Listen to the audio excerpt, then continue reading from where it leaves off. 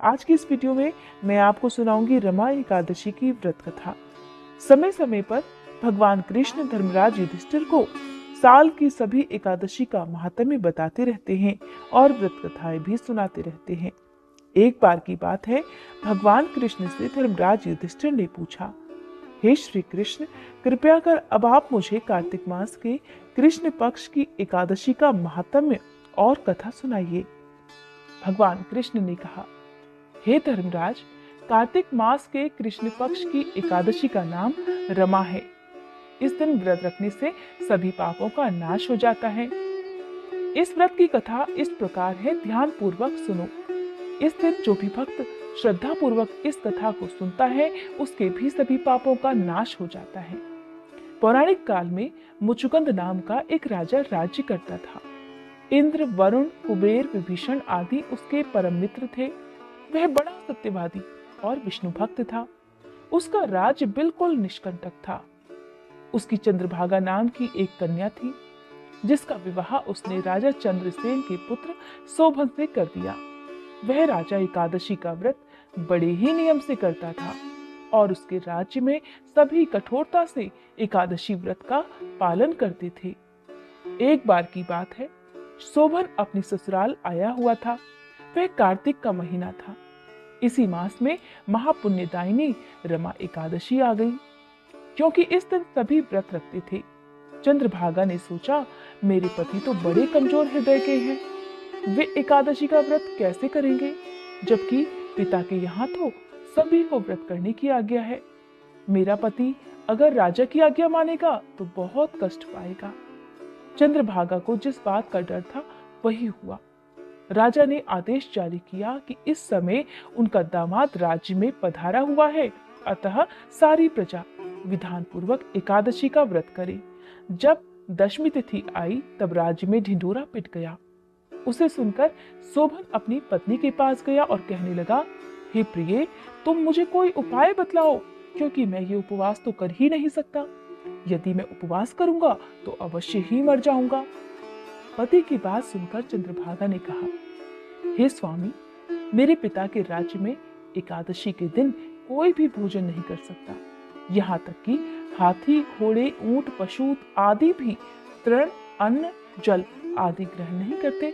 फिर भला मनुष्य कैसे भोजन कर सकते हैं? यदि आप उपवास नहीं कर सकते तो किसी दूसरे स्थान पर चले जाइए, क्योंकि यदि आप यहाँ रहेंगे तो आपको व्रत तो अवश्य ही करना पड़ेगा। पत्नी की बात सुनकर शोभन ने कहा, हे प्रिय, तुम्हारी बात तो उचित है, परंतु मैं व्रत करने के डर से किसी दूसरे स्थान पर नहीं जाऊंगा। अब मैं व्रत अवश्य ही करूंगा, परिणाम चाहे कुछ भी क्यों न हो। भाग्य में लिखे को भला कौन टाल सकता है। सभी के साथ इस प्रकार शोभन ने भी एकादशी का व्रत किया और भूख प्यास से अत्यंत व्याकुल होने लगा। सूर्य नारायण भी अस्त हो गए और जागरण की रात भी आ गई। वह रात शोभन को बहुत ज्यादा दुख देने वाली थी।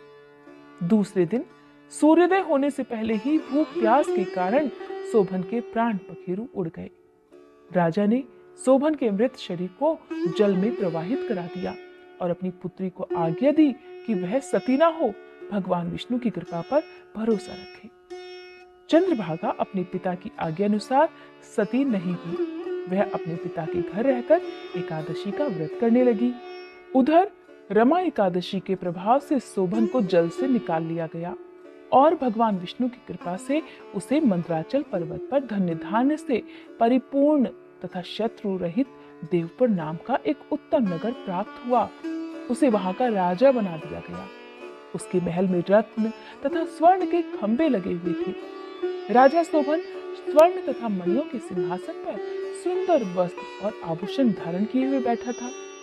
गंधर्व तथा अप्सराएं नृत्य कर उसकी स्तुति कर रहे थे।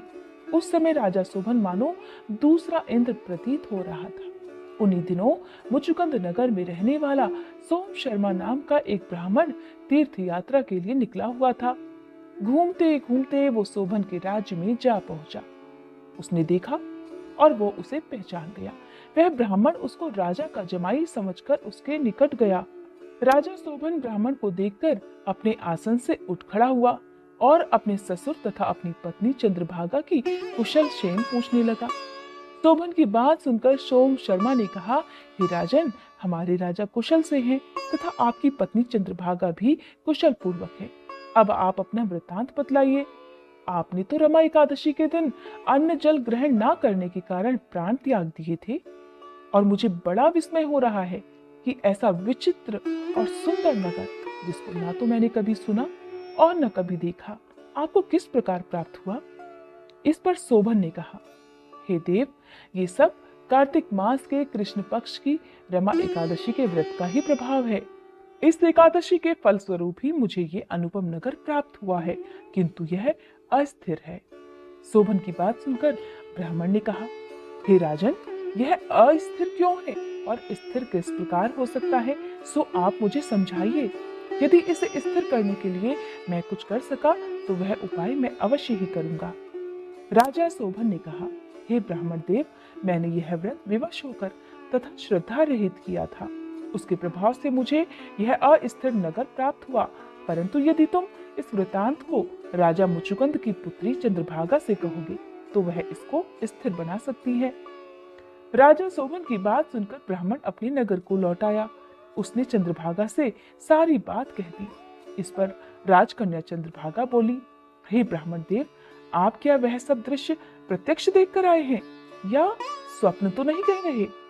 चंद्रभागा की बात सुनकर ब्राह्मण ने कहा, हे राजकन्या, मैं तेरे पति शोभन और उसके नगर को प्रत्यक्ष रूप से देखकर आया हूँ, किंतु वह नगर अस्थिर है। तू कोई ऐसा उपाय कर जिससे कि वह सब स्थिर हो जाए। ब्राह्मण की बात सुनकर चंद्रभागा कहने लगी, हे ब्राह्मण देव, आप कृपया कर मुझे उस नगर में ले चलिए। मैं अपने पति को एक बार देखना चाहती हूँ। मैं अपने व्रत के प्रभाव से निश्चित ही उस नगर को स्थिर बना दूंगी। चंद्रभागा के ऐसे वचनों को सुनकर वह ब्राह्मण उसे मंदराचल पर्वत के पास वामदेव के आश्रम में ले गया। वामदेव ने उसकी कथा को सुनकर चंद्रभागा का मंत्रों से अभिषेक किया। चंद्रभागा मंत्रों और व्रत के प्रभाव से दिव्य देह धारण करके अपने पति के पास चली गई। शोभा ने अपनी पत्नी चंद्रभागा को देखकर उसे प्रसन्नता पूर्वक आसन पर अपने पास ही बिठा लिया।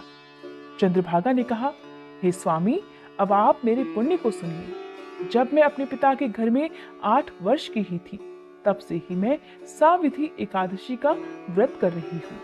उन्हीं व्रतों के प्रभाव से आपका यह नगर स्थिर हो जाएगा और सभी कर्मों से परिपूर्ण होकर प्रलय के अंत तक